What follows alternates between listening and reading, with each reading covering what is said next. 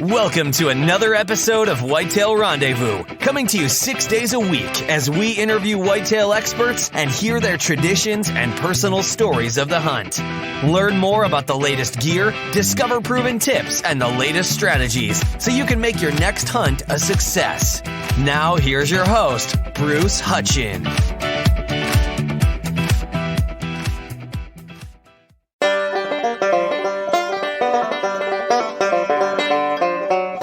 Welcome to another episode of Whitetail Rendezvous. Hey, we're going to head to north central Iowa and connect with a good friend of mine, Bob Smith. Now, Bob's the owner of Big Stick Archery. Hey, Bob, welcome back to the show. Hey, thanks for having me back. Yeah, a year went really fast, didn't it? It did. I think it's been about a year to the date, I would think, within a week or two. Yeah, that's amazing. And folks, Bob just became a full-time bowyer, and he's going to explain all that to you. Last time we talked, he was doing that as well as his job. Now he's gone full-time. So, Bob, what happened to make you able to go full-time making sticks and strings? Oh, I guess it was kind of more so of either you come back full-time or you just don't come back kind of a deal with my job. Like, I really liked the part-time deal where I work a couple, 2 or 3 days a week and then do the bows after that. But apparently that was not working out for the employer as well. So she kind of just said, you either need to come back full-time or not come back at all. And that was like October 28th or something, which is obviously the worst time to ask me to come back to work full-time. The rut's next week. I'm not missing that. So guess I just quit my job and went hunting for a week. Been building bows since somehow. I have no idea how it's working out, but paying the bills one way or another here kind of, I don't know, took the plunge. Fingers crossed. Well, yeah, and October, we're 6 months out of this, so how's it going? Somehow I've managed to make it. We've had some ups and some downs, and anytime we're kind of down in having a rough go for a couple of weeks, some good stuff will happen and right back high on the hog. So, I don't know. I guess it's going as good as a self-employed guy could probably ask, I would think at this point. Now, how long have you been crafting bows? Oh, I would say probably like 7 years, 8 years. Because I want to say I've been doing it as like a business, legitimate LLC or whatnot for five, I believe. So why'd you get in it? Because I love it. I started building a few bows, and then I was interested in purchasing a different bow company from Wisconsin, RER Bows, which another fella ended up buying. So that kind of got me really thinking about it. And then I decided to kind of do my own thing as opposed to purchase another existing business. And then by that point, I was pretty much committed to the fact that I was going to sell bows, and I guess just started trying to sell them.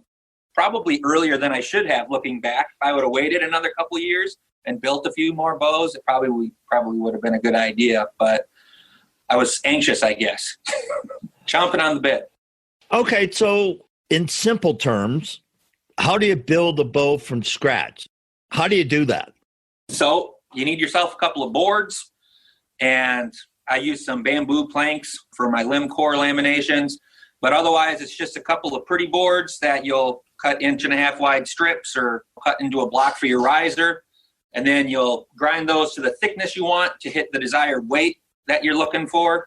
And then you put it all into a form that will give those materials the shape of the bow. So then you epoxy all those together, cook them in an oven to cook them at a little bit higher temperature. Bring them out of that form. Like I said, that'll then have the profile of the bow. And then it's just a matter of grinding out your limbs and your handle out of that riser block that's glued in there and kind of just polishing it all up from there. Now, what can you use for the risers? You can do anything from domestic woods, like some nice maples or walnuts, up to the exotic stuff, it's an endless list probably, just about anything. Guys have made stuff out of like an old fence post that was at their dad's farm or whatever. Guys will stabilize it with like a resin. So basically, at this point, you can take a half-rotten piece of wood that has some cool features or has some meaning to someone. They'll fill it with glue and epoxy to make it hard enough. And you can basically make a riser out of just about anything, I would say. What's your favorite wood to work with?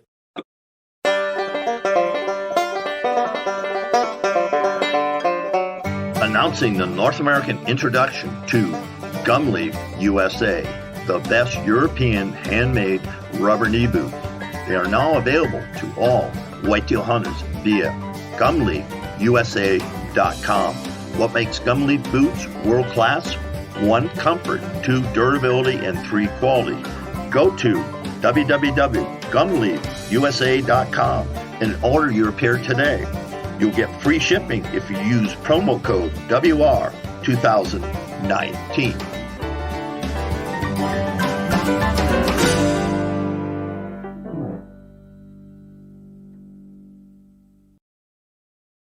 Cody is pretty nice to work with. Zircody is pretty nice to work with. A lot of stuff either gets hard, like really a dense wood, so it's kind of hard to work, hard to sand or hard to move material, or it's got a lot of deep pores. So then when you're trying to finish, when you're spraying a finish on it, those big pores are hard to get filled in so that it's smooth and it doesn't have all those little pockets in the wood grain. So something like the Bacodis and Zircodis are kind of a nice medium where they're not too hard to work with, and then they're still not porous enough that they're hard to get a nice smooth finish onto. Now, the limbs, how do you make it 50 pounds or 45-pound pull? Yeah, so basically, as soon as you build one, you have a really good idea what the second one's going to come out at, as long as you paid attention to what you put into the first one. So it's just basically a matter of building a 60-inch bow and you've built another one. You get an idea of what thickness of the limb, not like the width, but the thickness in between the glass, and that's what's going to give you your specific draw weight. So you'll just vary that. It might be 350 thousandths, 50-pound bow. And then if you want to go with a 45-pound bow, you would drop 10 thousandths of thickness between the two layers of glass, and then that would drop roughly 5 pounds. How about the draw length? Draw length is kind of different on the traditional bows. You usually see like a 50 at 28 inches or whatever, and I think some people think that you can only draw it 28 inches, but you can draw it as far as you need to draw it. The bow will just continue to add weight past 28 inches. That's just kind of the AMO way of marking them. So it's kind of a standard baseline, I guess, for anyone looking at the bows. What's really going to determine the draw length is just like the length of the bow or the amount of working limb in the bow. If you have a shorter bow, you're not going to be able to draw it as far as maybe a bow that's longer, if that makes sense. And there's a whole bunch of different like design things that would go in there so you could tweak it one way or the other. But in general, a shorter bow, you're not going to be able to draw it as much just because the limbs are shorter. And then a longer bow, you would be able to draw farther just because there's more working limb to move. What about my draw length? Do I have to have my point at 28 inches no matter what my draw length is? So it's at my nose or it's at my corner of my Right, yeah, no. So mouth? that's what they'll just use that 28 at 28 is just kind of like a standardized baseline measuring mark. So then let's say your draw length is 29 and a half. So you just draw that bow an extra inch and a half. And then if you were buying like a manufactured bow, it would still say 50 at 28. But you would know that that bow is going to gain about 3 pounds an inch past 28, we'll say. So if it's 29 and a half inches, you would then be drawing 57 pounds at 29 and a half inches. So then my anchor point, I have to get to my consistent anchor point, wherever that is on my face, right? Right. Yep. So it just kind of goes back to finding your own draw length and where you're comfortable anchoring at.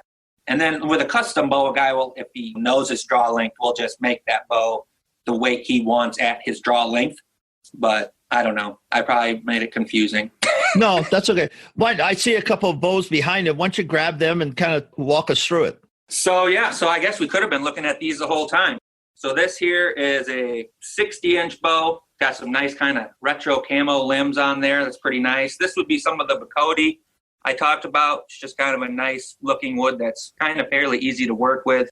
But then this bow is 52 at 28 inches. So that's just because it's a stock bow. So I just marked it at 28 inches for the general baseline. So let's say a guy had a 29-inch draw length. He would still be able to shoot this bow. This bow can draw that far, but it would be an extra 3 pounds. So it would be 55 at 29, or vice versa for 27. It would be 49 pounds at 27 inches. I feel like that went a little smoother on the explanation. You're doing fine. And then this other one here is 48 at 29. It's a little bit longer bow. Can definitely shoot a longer draw length because this one is 62 inches versus 60 inches. And so when you put them in the press, that gets the curvature of the wood. Is that correct? Right. Yep. When you cook them? Laminations. And then my form, my press has this shape in it right here. So that when I put all those laminations in there and epoxy it all together and let that epoxy cure, it will come out in this shape. So then it'll just be a square, the riser here will be all just a block, and the limbs here won't be tapered or anything like that, but it'll be this shape. And then it's just a matter of cutting out your window and your grip and your limb shape, and then a whole lot of sanding. A lot of time looking at the sander. No, you're using either a belt sander or circular sander? Yeah, it's kind of like a belt edge sander combo. Yeah, it's just got a little belt on it that I do the majority of the work with. So, I really don't have any tools. I have a 14-inch bandsaw, I have that edge sander, and then a palm sander is really about all that I use. Well, press the press. And then the forms and the oven that I cure the glue in. But as far as tools, I do not have a lot of fancy stuff. Just a couple that get all the work done for me. Amazing. Now, do you make your own bowstrings? I do. I pretty much do the bows. I make some nice bow socks out of some fleece to ship them in, twist up the bowstrings, make the string silencers, and I do my own shipping and billing, Bruce. I do it all. It's a one-man show. If it happens, I probably did it. Well, good. From start to finish, I call up and say, I want a 50-pound bow. My draw length's 28 inches, pretty standard. Yeah. And how long does it take from start to finish? But I want rosewood. You want some rosewood? We could do rosewood. I've got a guy that can get me about any wood I need now. So assuming we're talking with the lead time, I would say it's been running about 6 months. But now since I've been full-time, I'm whittling my list down really fast. So I'm hoping to get it closer to a 3-month turnaround. But I would say as far as actually build time, I could build one in a week for sure. I mean, 2 in a week is pretty comfortable just because you stagger out the different gluing times and things like that where you can't really do anything with it. I'm looking at about a week from starting to cut wood to the bow is sprayed, finished, and ready to shoot. I can get a couple done in a week. Wow. What about your arrows? Do you buy some of these arrows or? Yeah, I've shot a few with cedar arrows I've made, and it's pretty cool, but I definitely just buy carbon shafts now and make up some carbon arrows. I guess I'm kind of cheating, but I do make my own arrows, but I just buy carbon shafting. Yeah. What kind of broadheads do you like? I shoot a lot of Wenzel Woodsman's. I don't know, Gene and Barry Wenzel had some 3-blade broadhead. They've had quite a bit of luck with that. Yeah, because I'm going to shoot them this fall. Oh, you're pretty hip. Yeah, I was shooting G5s. Okay. And then Dirt Nap, I shot them. I started off with Rocky Mountain Supremes out of Minnesota. And that's what I started with. And then went to G5s, then went to Dirt Nap. And now I got some 125 iron wills. So I'm going to try them. I can't believe you'd be disappointed with the iron wills. No, and we kind of made a bet. Okay, I'm going to kill my elk, and then I'm going to kill 5 whitetails with the same broadhead without touching it up. Yeah, I bet it would do it, as long as you don't... Yeah, he seems to think it will. We're going to put proof to the pudding. Yeah, I've heard nothing but crazy good things about the iron wills.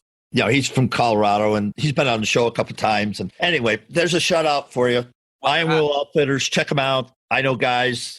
I know of people that went to Africa last year and took Cape Buffalo with iron will broadheads.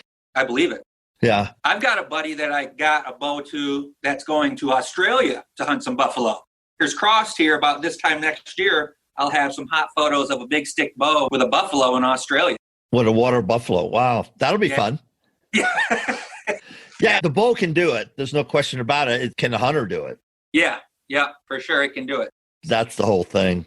Yeah. So, folks, we're kind of talking about traditional archery. Why do you think traditional archery is picking up in the marketplace? First of all, I think probably has something to do with some trendy people kind of getting interested in it. I certainly don't think that hurts. There's the Aaron Snyder there kind of in your neck of the woods that has a huge following, is really big in traditional now. And I wouldn't even be able to guess how many people he's got interested in giving it a try. But it's got to be 1,000. Yeah, it has to be. I can't even guess how many. Between the first year and the second year that he's done it now, thousands, literally thousands. So that definitely helped. I think there's probably just more other younger guys that are getting more content out there that is interesting to people. Like the Push podcast puts a ton of information out and has really helped people become more proficient at it or make it less of a struggle trying to learn how to hit something. I think that's the issue with a lot of guys that do have some interest in it. They might try it, realize that it's a lot harder than they thought and don't really know what they're doing. So I feel like that really helps. yeah, I guess that would kind of be it. I do feel like there's probably, I don't know, I do still worry about like the turnover rate. I would still feel like that about as many people that start probably quit every year just for kind of the same reason that they have a struggle. It's hard. It's not easy. It's a lot easier to have the old compound. Or my crossbow, because I hunt with a crossbow now. I can't pull back a compound. Right. Can't do it. But I think those are definitely some big contributing factors. Yeah. And it looks cool. Well, it's an art form. And I had Fred Eichler on the show 6 months ago and stuff. And we talked about when he was in Fort Collins and living here. And he heard about traditional bow hunting, went out and killed 28 or 27 big game species in North America with a recurve. Super slam. Yep. And he did it. I think he was one of the first guys to do it. Yeah, I believe he was. I think, I don't know. It was between him and Rick Dugan. I forget now that I'm on the spot. This is it. This is day 3 of the Founders Launch for Deer Hunting Institute. At 12 p.m. today, the doors will close. The cart will close on Deer Hunting Institute Founders. It won't be offered again, folks. So if you want to be part of the founding membership of Deer Hunting Institute, you better sign up now. Go to deerhuntinginstitute.com/founders-invitation to sign up now. What's so special about Deer Hunting Institute? It was created to help you become a smarter deer hunter. Each month you will have many opportunities to access whitetail hunting tips and techniques from some of the best hunters in North America. As a founder's bonus, you will receive a 13-module deer hunting course. It is loaded with information about deer hunting, no matter if you're a beginner, seasonal, or 365 hunter.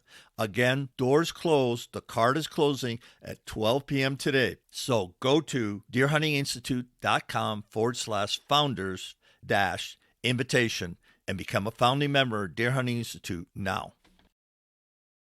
So it's been around, but like everything, things come and go. But I just love the wood and the craftsmanship. And that's as traditional as you can get, except going out and get a piece of willow and taking some rawhide and get some, and nap some obsidian. And right. That's further than I'm willing to go. Yeah. If you're thinking about it, ever since they came across the land bridge, the Inuits and then all the other tribes, that's how they did it. Right here in Colorado, you can find places that they made knives and broadheads. Yeah.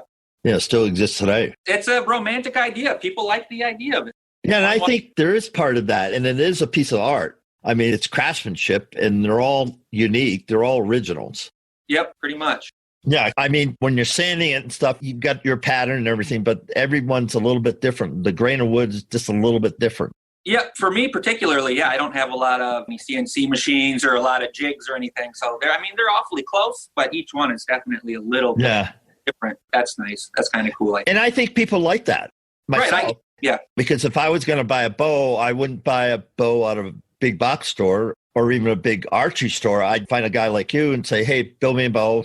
Let's make sure it fits me and I can draw it. Go from there. Yep, I think so. So people just like watching arrows fly, Bruce. Who doesn't? That's for sure. And at the speed, you can really watch them fly.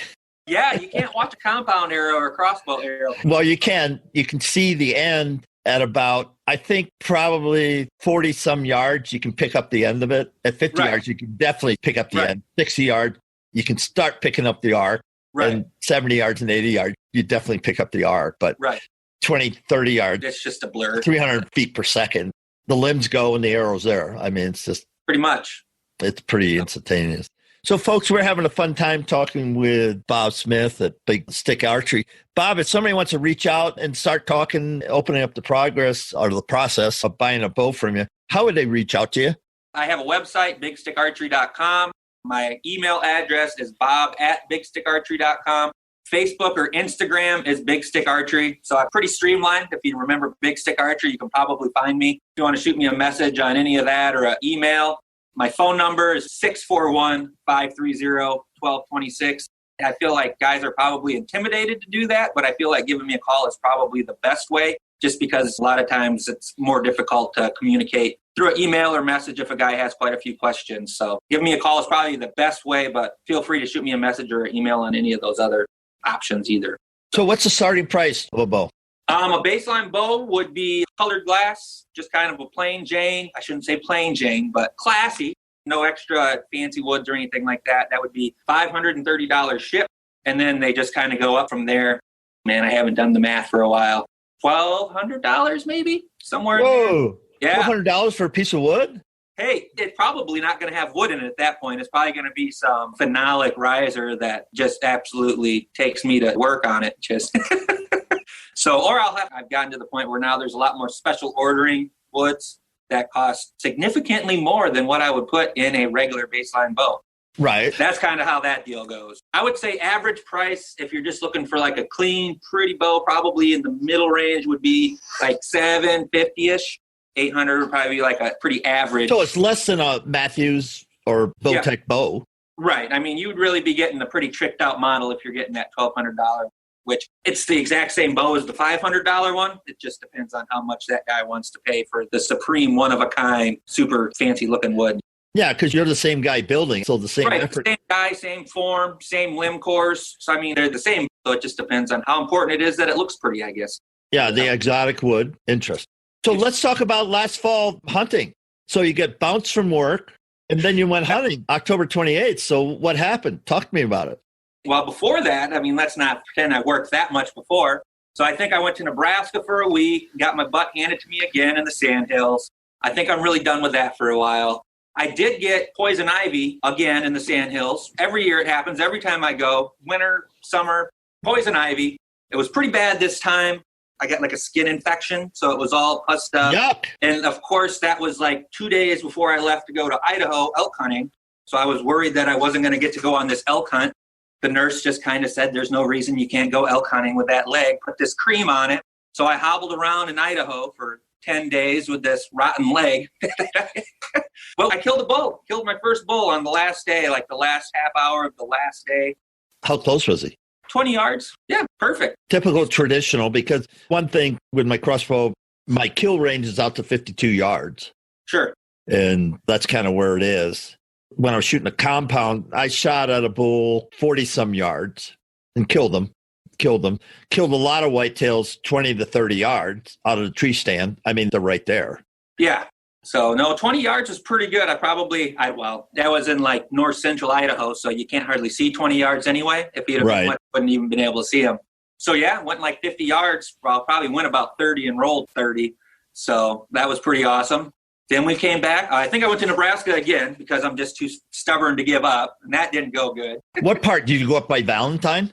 Yeah, actually, yep, right around Valentine there. So the year before that, I had seen quite a few deer in the same area. And this last year, I just couldn't hardly get on a deer to save my butt. I couldn't even hardly see one. So I'm not sure what happened. My buddy that I went with the first week hit a nice buck. Never did find the buck. Mule deer or whitetails? Mule deers. Pretty much all mule deer there where I was at. So that was a big flop. Like I said, killed an elk. So that's really all that matters. And then I came back and then quit my job. My dad had drawn his Iowa tag. I believe this is his third tag. He lives in Wisconsin still, where I grew up. So I think this is his third Iowa tag that he's drawn. So we had big high hopes, of course. He's always showed up and shot a deer on the first day, basically, that he comes in November. And this year did not go so well. He had killed both of his bucks out of the same tree, but you had to cross the river to get there. Of course, we had all that rain. So the river was way up. There was no crossing the river. I crossed it at one point and then thought I was going to die getting it back across the river. It was pretty terrifying. So we kind of had to branch out and look for some new spots. We couldn't really get to our usual suspects. So we kind of struggled. Did a bunch of kind of looking around, trying to find some new spots. I think I ended up seeing 3 nice bucks that I would have been happy shooting. I hit one in the shoulder and lost it. And then he seen 1 nice buck. And he hit it. We never did find it. No idea how we didn't find it. We found a few beds and then just nothing. We waited overnight. So no idea what happened there. So yeah, it did not go well with the bucks. And then the day after I lost the buck, hit him in the shoulder, I shot a doe that was probably the biggest deer I've ever shot in my life. It was a humongous doe. Somehow that didn't go real well either. I got a lung and a liver. Waited 4 hours, super cold. I could see her bedded down, couldn't tell if her head was down. Figured it must be good. Was kind of wanting to move stand locations and got down and she was no longer there. So somehow kind of tracked her and just enough, we had gotten just a little skiff of snow. So no blood, just tracked her in a little skiff of snow and found her dead a few hundred yards away. But that was the only deer I killed last year. And she was huge, though. Humongous. Is that the picture you sent me? Yes. That is a big deer. It's a big deer. So I gutted it out and I put it in my backpack and I carried her out in one piece. No. Probably not a good idea, but I did it. Jeez. That was over 100 pounds. Oh, yeah. I haven't weighed a lot of deer. She had to have been pushing 180 or so, I would think. Gutted out. I don't know. She was humongous. I mean, I'm a pretty big guy myself. Yeah. Yeah. So, folks, when the podcast gets up, there'll be a picture on the episode blog at whitetailrendezvous.com, and you can see the big doe from Iowa. Yeah. So, yeah, that was the deer. I shot an elk and a humongous doe, and that was kind of my highlights for last year. So you get some meat. Yeah. Apparently, we eat a lot of meat. There's not a lot left. How many kids do you have? None. Just me and my wife. Holy fright, man. You're talking a couple 100 pounds of meat already. Yeah, we still got some. And I also used a bunch of burger and elk meat to make some dehydrated meals for this coming up hunting season. So yeah. I've got a bunch kind of reinvested in this upcoming year. So we've still got some, but we have a lot less than I would have guessed at this point in the game. Yeah, I would think so too. Right? I thought it would never go away. They even boned out. I mean, yeah, I think it was about 100, right around 200 pounds boned out. Yeah, that's what I'm thinking. And then, of course, you give some away. Probably give away more than you should. Everybody wants free elk meat. No, tell me about your bow that you used to hunt with. I shot those two critters with the same bow at 62 inches, about 51 pounds at my draw length. So not real heavy. I think it was a 340 spine gold tip with a 250 grain single bevel head on for both of those. I mixed it up this year. I'm going to be going back to the Winslow Woodmans. Had enough. I tried it out. What weight on the broadhead? 250 grains. A lot of weight forward. So yeah, I think forward of center, FOC, right? Yeah, quite a bit of FOC. I think it's like 21%, 22%, if I remember right. So quite a bit. Zipped right through that bowl like he wasn't even there. So worked good. I think it's about 580 grains total arrow weight. So yeah, because I remember Rocky Mountain Supremes, they were 480-ish when I first started, and I was only shooting 60 pounds. Yeah. 60, 65 pounds out of my compound. Yeah. But I never had a problem. I mean, if I hit them in the right place, they were going to die. That's right. That has a lot to do with it. You hit them in the right place. And it happens. You hit one in the shoulder. Why do you think you hit them in the shoulder? I have no idea what happened. Besides one, I was just kind of lackadaisical there last deer season. Just kind of didn't really know what I was there for. Usually you see a deer and you're like, all right, I'm going to kill this doe. If I'm killing this doe, or if this buck gives me a shot, I'm going to kill this buck, and the switch comes on. And this last year, I didn't know if I was going to fill a doe tag. I didn't know if I was looking for a big buck or just a nice buck. They were just walking around and I better shoot. I guess they're leaving kind of a deal. And for whatever reason, somewhere along between October and now, I started shooting left. Like 4 inches left all the time. I have no idea why. I didn't change my bow, didn't change my setup. So I don't know. It's a good question, Bruce. It's a little frustrating.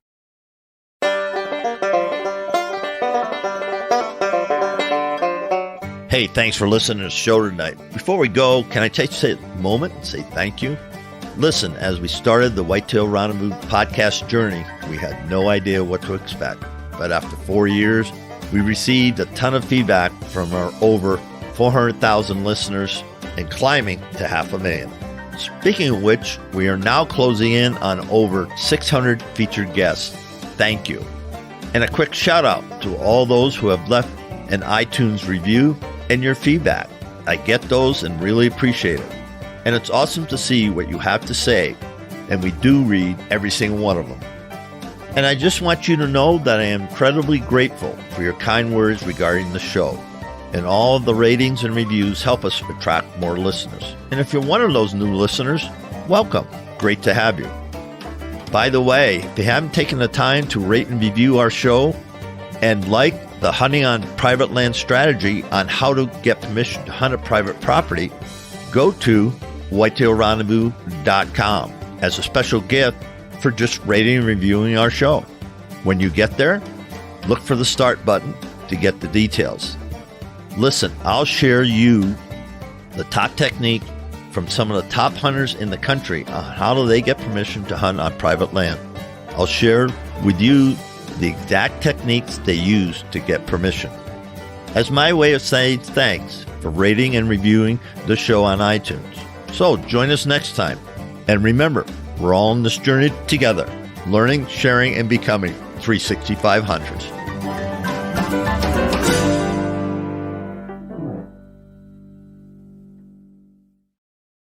Are you shooting one arrow a day? Oh, I'm shooting a lot more than one arrow a day. So I'm working on it. I don't know. That's kind of interesting because you've been shooting a long time. Yeah. No, this is kind of we're kind of in a little hot streak. So I don't know if something got in my head there because I shot left on that buck. And so now I've just got some head thing going on or what. But yeah, I don't know. So we're working through it. Got a little struggle right now, but we're going to get Well, go out to 10 yards, shut your eyes. Yeah. Muscle memory. Yep. And release. I'd like 10 I'm yards. serious. No, I'm serious. Yeah, I've been working on it. Because that's the only way when things start going crazy. I'd go 10 yard, get set up, get squared, shut my eyes, and then open my eyes when I release the arrow. Yep. I've done quite a bit of that. Done quite a bit of just up close. The worst part is the shots feel good and they just go left. Sometimes they feel good and they still go left. Other times the shot just feels awful. It's like Roy McAvoy in an unfolded lawn chair. His swing feels like an unfolded lawn chair. Apparently that my head's getting in the way somehow or another. You better get between your ears, dude. Yeah, that's what I'm saying. I'm pretty sure I've just got some sort of a head problem. So that's going to be all right. Just going to kill some stuff at 8 yards. It'll be fine. Yeah. Have them at the tip of your bow. Yeah. That would be okay too. At the tip of your broadhead. I had 2 bucks at 10 yards left, 10 feet last year. Wow. I was on the ground. Yeah, it was one of my best memories that I've ever had. 4 bucks came over the ridge and they were chasing one doe and they were just wheeling around me. And the big buck, the 10-pointer, hooked out this 8-pointer and they came right at me. I thought they were going to run into me. Because I'm on the ground. Yeah. And I'm going, oh no. Sounds pretty awesome. I didn't yell at them, but I should have. Well, they wouldn't have run into the tree, I don't think. Yeah, probably not. They probably would have went around the tree anyway. Yeah, and I was tucked in. It was a dead tree hollowed out. You've seen them in the woods. And so I was basically in the tree. It was an excitement. And I guess where I'm at now is I'm there for the excitement, for the journey, and I want to get close. And if it's deer like my Iowa deer, if it's a pretty deer, if it's a nice deer, I'm just going to flat shoot it. But if it's not, I don't care if I shoot a buck or not. Right. It's like you said, flip the switch. The switch goes on, then it's game on, game over, and call my buddies and drag them out. Yeah, that's how it works. When it works right. Only times I've had problems is when you're doing the whole humming. Oh, is it big enough? Oh, yeah, I still get so juiced up that once I decided, I've had a lot of bucks around me and I just wasn't going to kill him. So it's just let's see what he does. It's ho hum. But just being there, I mean, that's exciting if you think about it. Oh, absolutely. Just being up close and personal with deer feeding around you and stuff like that. And somehow they know that you're not going to kill them. They must. Me too. They seem to know that, yeah. They'll look at you. I've had does fed within 10 yards of the stand. Mm-hmm. Tree stand, they just come. So I got a live decoy during the rut. Yeah, and you're always worried about moving right off the bat. Then after an hour or so, you're like, well, heck with this. So then you'll just start moving around, and apparently they just get comfortable with the surroundings and don't pay attention as much because, yeah, you can do about whatever you want once they're laying there, it seems like they just quit looking. Pretty crazy. Yeah, folks, I hope you experienced that because it's kind of cool. You think, oh, man, I hope I see a deer. But once you get in the woods and know where you're hunting, these things are going to happen to you. I mean, spend enough time in the woods, they're going to happen to you. It'll make you a better hunter because you won't get buck fever and you go, hey, I've been around enough deer and yeah, okay, I'm going to shoot him. You go through your pre-shot routine and let the release go or pull the trigger or open your fingers. Yep. Pretty much it. Done deal. Yeah, right. If it was so easy, everybody would do it. That's true. So we talked about the bow business and let people know how to get a hold of you one more time. BigStickArchery.com is the website. Bob@BigStickArchery.com is the email. Big Stick Archery on the Facebook or Instagram. Or like I said, again, if they're really wanting to call and ask some questions, the phone number is 641-530-1226. Glad to take any emails, messages, calls, answer any questions anybody's got. So let's end up this segment of the show and just, I guess, share your whatever, the top 3 things that you think about when you're going bow hunting. Yeah, it seems like I'm looking more and more for a good adventure these days. So that's probably priority number 1 is looking for some adventure. I'm also looking to see a lot of new animals, especially kind of because I'm getting into some different species. So kind of like you talked about, spending time around deer and getting to do all that fun stuff and learning the animals. That's kind of another priority for me now that I'm doing all the different out-of-state stuff. Just learning different species is always super cool and trying to get close to them.